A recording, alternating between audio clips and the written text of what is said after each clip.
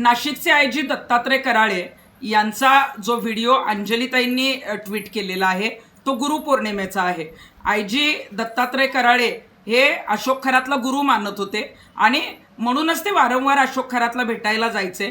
जेव्हा जेव्हा अशोक खरातचे कारनामे समोर यायला लागले, महिलांचं लैंगिक शोषणाचे पेनड्राईव्ह समोर येणार होते, तेव्हा जे जे लोक ते समोर आणणार होते त्यांच्यावर गुन्हे दाखल करायचे, पेनड्राईव्ह गायब करायचा, हे सुद्धा काम आयजी दत्तात्रय कराळेंच्या माध्यमातून डिसेंबर 2025ला याआधी झालेलं आहे।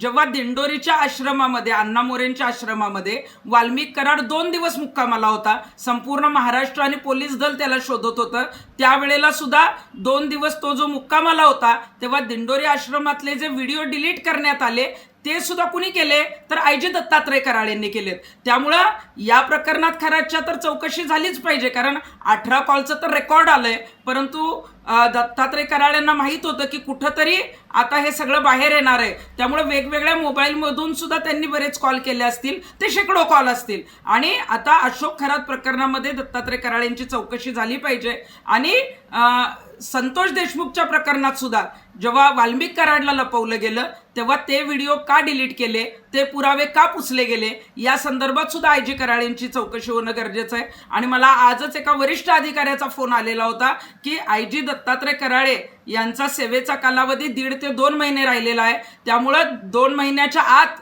त्यांच्या विरोधात चौकशी लागू नये यासाठी जी आहे ती खटपट आणि ज्या पद्धतीनं काही सोर्स लावायचं आहे त्या पद्धतीचं काम जे आहे ते आयजी कराळेंचं सुरू आहे।